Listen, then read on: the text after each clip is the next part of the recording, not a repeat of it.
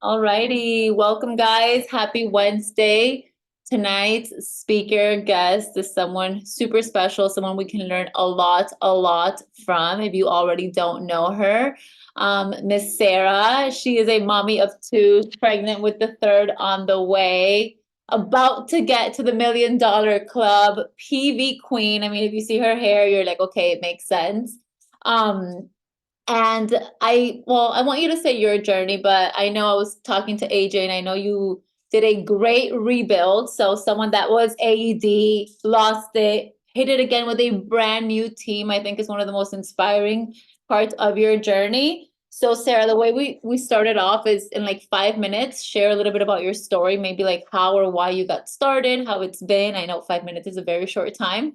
But then we have some questions for you, and thank you so much for being on with us tonight. Oh wait, you're Hi, I unmuted myself and I think you unmuted me, so it muted me. But hi guys, I'm so excited. Thank you so much for doing these calls and always opening these up to us because they're always so good. But okay, a little bit about my story. In 5 minutes, I've been with Mon8 for 6 years, so to put it all into 5 minutes. But I started as I was a college graduate, I was a personal trainer, I was serving and personal training like 6 or 7 days a week. Like truly, you guys, I never had time off. I was either working doubles or I was personal training in the morning, working at the restaurant at night, or vice versa. Like no time. Still was so broke. Wasn't sure what I was doing. So when I saw girls from my gym doing this opportunity, which by the way, a good lesson for you guys, I had one girl reach out to me about the business. She followed up once, maybe once or twice. Another girl, though, a couple months later, followed up with me like 5 times. So I joined that girl, not the first girl that reached out to me. So that's just a good lesson for you guys. Never stop following up because you never know when someone's situation changes or they've been watching for long enough or they finally get tired enough of their situation where this is like an opportunity that no one was going to look that they were never going to look at, and then they finally do. So I finally was like, fine, sit me down, show me how you guys make money. I don't get it, but I will look at it. And once she showed me, I was like, I'm in, let's do this. I wasn't loving what I was doing. I was like, maybe I can go back to school and I can use this to pay through school. Started working the business, hit my mom neighborhood, got that first check. My first check was pretty hefty. It was pretty good, right? Because Smart Start, it was amazing. And I didn't start with a big social media following at all. I started with the people I had in my network. You guys, I was doing like 30 reach outs a day. Like I was doing so many reach outs. It wasn't really social. I was definitely posting on social media, but so anyways, when I saw that first paycheck, I was literally like, wow. Like I could live off of at the time I was like I could probably live off of like 3K a month. So I could probably do this full time for a while if I had to, like because it was close to what I was making back then. So anyways, I was like, I saw the vision really early on, and I really knew that like this is what I wanted to do. And it helped that AJ told me what she was making when I started. She was like, oh yeah, I've been in this however many months. I'm about to get, $8,000 next month. That was at the time. And I was like, what? That's more money that I don't know. I don't even know anyone who makes that type of money. Like no one in my family, no one, I don't even think anyone in my hometown made. So anyways, I was like, that's insane. So I saw the vision so fast, and I've been all in ever since then. I did not come with the skills that a lot of people have when they start that see like major success early on. I didn't have a lot of those skills, so I had to learn the skills. All I really knew was that like I was a hard worker and that I could learn anything, right? And I think that's a lot of us. Like we know we can learn it all. And so it took me a little time to figure a lot of this stuff out and learn it all, but yeah, so then I did like I think it was like around 2 years, I hit director. And I was director for like over a year, it was pretty good. And then I got to the point where I was going back to like I hadn't hit it and I literally lost it. Like I remember at the beginning of last year, I got an email. I was feeling good too. I was like getting back, like starting to grow my business again, being super consistent. I felt so good about myself. And when that happens, when you guys like make a decision, like I'm sick of my own shit. I'm gonna like get it together. And so I made that decision and I started to get it together. And then I got this email that was like, hey, you know, you deranked, like your career rank isn't director anymore. We got to take you out of all the director chats, like all the director things. And I was just like, instead of like feeling sorry for myself, I literally, you know how people sometimes like record themselves crying? I took a picture of myself crying to remind myself, because I was like, I cannot wait to look back at this picture when I hit director again. I was like, this is literally all this is when you make that decision that you're going to like do something, you're going to get things thrown at you that want to bring you back, right? And so that's all I saw in that was like, yes, like this is it. This is what I needed to see to really go. And then I really went. So yeah, so then like a few months later, re-hit director, have such incredible girls, such incredible leaders on my team that I've never been so excited for. Like I'm so excited for these girls on my team right now. So it couldn't have been better. I love that. That whole thing of you took a picture to see it for yourself when that happens again. I literally got chills because I'm like, damn, I feel like a lot of us can relate to that. Not necessarily losing a rank, but maybe getting over a certain fear or whatever the case may be. So the first question that I kind of got a lot, and I feel like a lot of people here can relate, is going to have to do with time management. Obviously you are a mom of two, yourself very active with your kids, you have a thriving business. How do you make it all happen? How do you fit it all in your day? Can you hear my son right now? Hang on, let me grab him. Come here, Bubba. He's laying at my door saying, "Mommy." Here. So yeah, so here's the thing, you guys. When I made that decision that I was gonna like really, really, really go for it, I did decide to invest in some help. So like I'm not gonna lie to you guys, like you can do this without help for sure. But I did decide to invest in a babysitter to come to my house for a couple hours a day because I was doing as much as I could with the babies by my feet. But every single day I was like, wow, if I literally just had 1 hour to do some of that work where I want to sit down and focus. So I found someone who could work a couple hours a day. That way I could do stuff like that. So that's one thing that I definitely did. But before that, I mean, truly, like there was one point where Dalton was working out of town for 2 weeks at a time, and it was just me and the babies. And I never felt so like on fire in my business. And I didn't have help at that time. That was before I got a babysitter. And I mean, I just did it all. Like it was like baby on the hip. It wasn't really like I don't know how I managed my time. I just did what I could when I could. Like the second I found a window to go message someone, like the kids were being chill for a second, I did it. You know what I mean? So it was kind of like I'm not the most organized person. I'm not the most like have a routine type of person, but I always knew what I needed to get done, right? Like I knew, okay, today I really want to make a reel. So I'm going to figure out how I'm going to do that, right? I'm probably going to record myself while I'm getting ready. Faith mentioned when she on her call, like she gets ready first thing in the morning really fast so that when she gets the second to do it, she can. That's how it was for me too. It was like just get ready first thing in the morning. And then the second I have to hop on my phone and like make something, I'm good to go, you know? I love that. And the thing is that I feel like a lot of people are going to be like, oh my God, but she didn't give us a thing with time management. But you guys are noticing we all say the same thing. It's like when you want something, you will figure it out. I would have answered the same thing. I don't have a schedule. I have a to-do list. Sometimes it works, sometimes it goes at the end of my day, but it's when you want it, you find a way. I love that. Okay, Raquel. 100%. So I feel like you were kind of answering the question, but if right now when you made that decision and you said like, okay, I'm gonna go in, I'm gonna get my career rank back, what did you, if you had to pick like, I don't know, your top 3 things, what did you choose to do? Or what, like when you did have the time, what were you like, these are my non-negotiables, this is what I have to do in a day or in a week, or even if it was chaotic, what is that list of like 3 to 5 things that you would tell every new girl, like, this is what you should be doing, this is what you should be focusing on? Yeah, so I honestly was studying what like before I made this decision, like I'm going hard. Like I'm going back in hard. I was watching what the girls who were succeeding were doing, and I think success leaves clues. And I saw Jade, for example, every single day she posted a reel every single day. And I was like, I need to be doing that, right? So that was the one thing.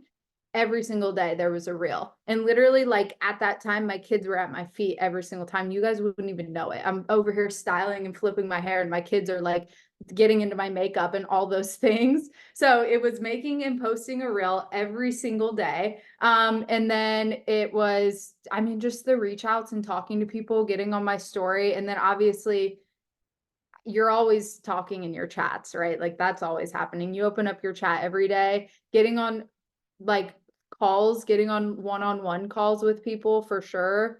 And I got better at scheduling team calls as well, because that was something that in the past I wasn't good at, and I still sometimes drift away, but I got better at like getting a schedule. So I was, yeah, I guess so. It was like posting a reel every single day, getting on my story every single day. We do this thing called 555, and you guys might have heard us talk about it, but it's like you do 5 connections. You get 5 connections with new people that you've never talked to before. You just connect with someone. So you find 5 people. This is filling your funnel up. You do 5 reach outs. So reach out to 5 people, invite them to the business, and 5 follow-ups. So that's another one. If you're like for recruiting, staying really consistent with that, your funnel is literally never going to be dry. You're always going to have people to talk to. I think Maddie's next. Hold Yeah, on. I have a question, singing child as well. You briefly went over this, but with social media, with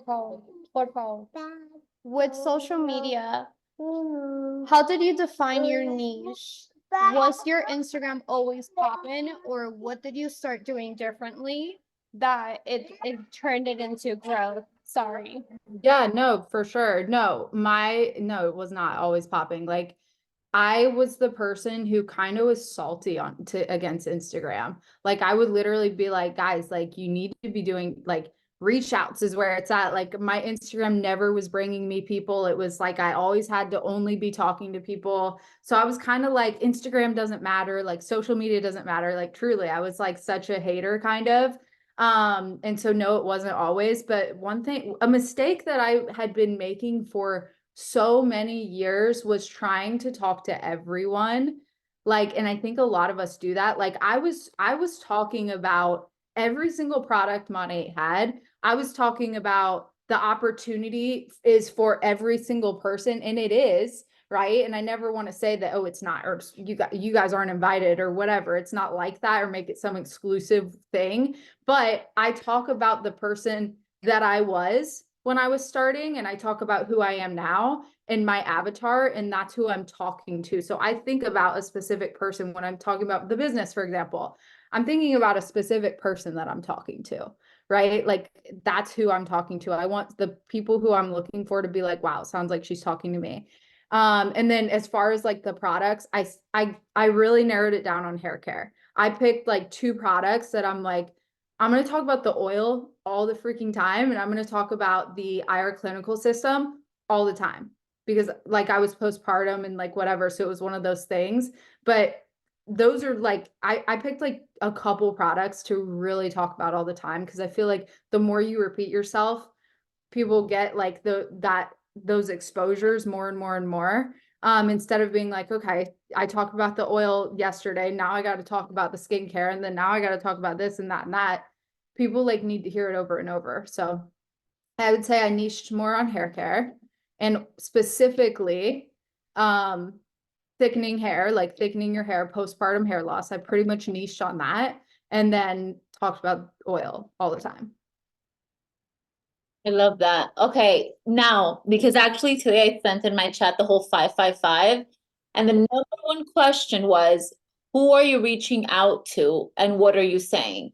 So are you doing a cold message? Are you reaching out are you doing a follow-up? Like, who are these 5 reach outs that you're doing to, and what are you saying? Yeah, so the first one, the first 5 is literally you're just making a connection. And that's why it's important to know kind of like who you are and who you're looking for. And they say the best person to help is like who you were before you started the business. So you might think that I'm just looking for moms, but really I'm looking for women kind of like in that phase where like they know they want to grow their family, but they don't know how they're going to do that, right? They don't know, they want to stay home, but they don't know how they're going to work or make money or whatever. And also moms, but that's kind of like, so these are the kind of who I'm looking for. And you're just making connections. You're literally just finding people that you have something in common with and making a connection. If they're posting something on social media, you give them a compliment, whatever. So you make a connection, you get like a little bit of a conversation going.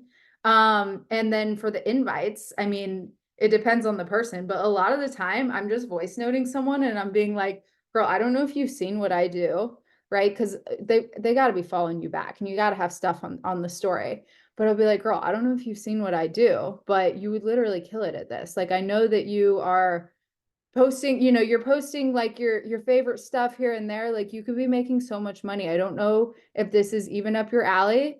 This might not even be for you. And I totally get it if it's not, but just let me know either way if you want to check it out. And I'll send that voice note. And it's always something like that. And then depending on what they say, right, then they're going on like my follow-up list. So it's like your funnel's always going if you're doing the 5-5-5, because the people that you started a conversation with yesterday, you can invite them the very next day. Sometimes, not always, but sometimes the conversation, it's not always the same. Sometimes your conversation is going to segue into Mon8 naturally. And sometimes you kind of just make that connection, then let it die, and then just literally go in for the pitch. Oh my God, I'm so excited to watch this rice. I